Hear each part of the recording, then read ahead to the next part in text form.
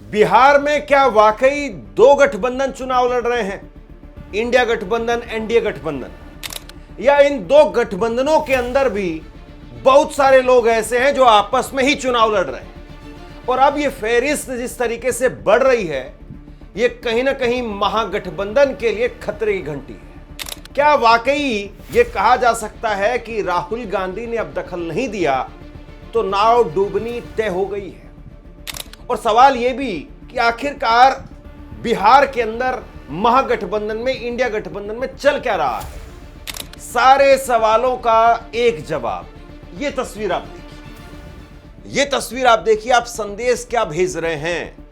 अभी अभी खबर सामने आई है, कांग्रेस के प्रदेश अध्यक्ष हैं राजेश राम की सीट है और वहां पर आरजेडी ने अपना उम्मीदवार उतार दिया है।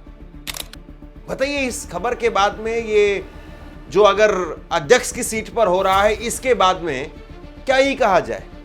कुछ सीटों पर समझ में आता है कि फ्रेंडली फाइट हो जाती है, कई बार हो जाता है कि कुछ सीटें हैं, 2-4 सीटें ऐसी हैं जहां पर वो भी चाह रहे थे, हम भी चाह रहे थे, यहां पर फ्रेंडली फाइट हो, समझ में आता है। 1-2 सीट हो, 3-4 सीट हो, वहां तक भी समझ में आता है।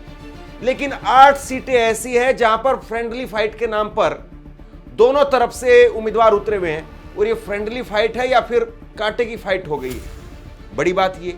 दूसरी बात ये कि यहां पर अगर बिहार में कांग्रेस के अध्यक्ष के खिलाफ ही अगर आरजेडी अपना उम्मीदवार उतार रही है, तो फिर इसके बाद में बच क्या जाता है कहने के लिए?